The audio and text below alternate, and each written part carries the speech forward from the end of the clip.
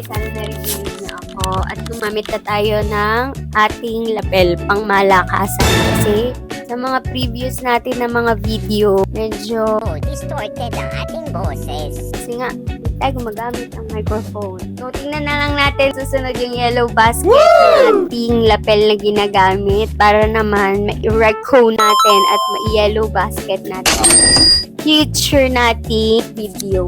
So for today, ang gusto kong i-unbox sa harapan ninyo ay ang ating in-order na papunta na tayo kasi sa pagiging kwarentahin, kaya ga-unbox tayo ng mga pinapangarap na natin kagamitan. Kasi ang bala ko, maliban sa pagmamotor, mag-DIY ng mga bagay-bagay. Alam niyo yun? Kasi ang mahal ng labor, ang hirap ng buhay. Gusto mong makita ang outcome, hindi yun yung nangyayari. Kaya, bumili na tayo ng Inco Compact Brush Cordless Impact Drill. 32 volts ang ating binili. Iba na ang mga hilig natin ngayon. Hindi na iPhone Pro Max, hindi na mga kung ano-ano pa. Ang mga bet ko na talaga ngayon ay ang mga kaibang bagay sa mundo. So yun, tingnan natin kung ano ang bigay nitong siyahan sa ating heart at kung magagamit ba natin siya ng tama at kung iba natin ito agad masisira. So,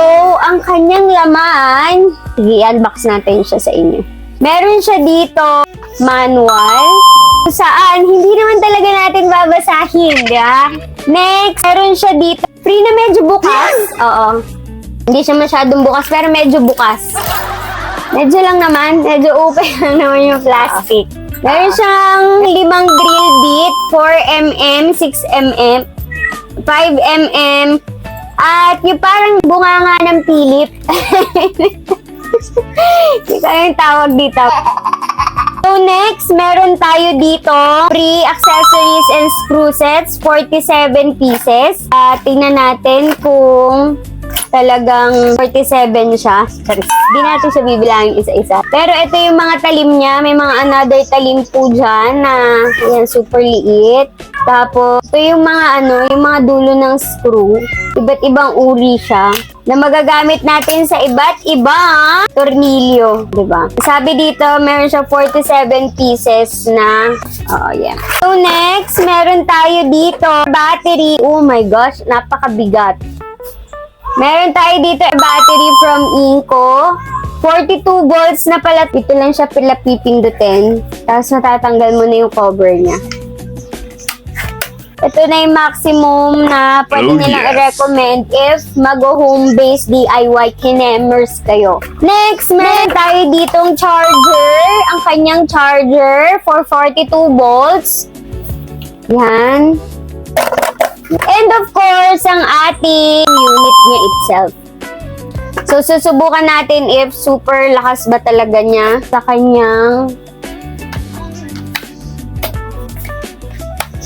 ilaw pala siya dito. Tingnan niya. Kunti pa lang pala yung press ko na yun. Pag pala diniinan mo pa siya like this.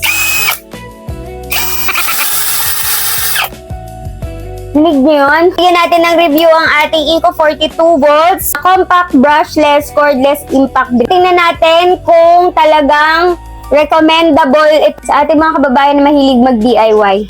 At kagaya ko na first time magdi-DIY, ilalagay natin siya sa yellow basket kapag worth the price ha.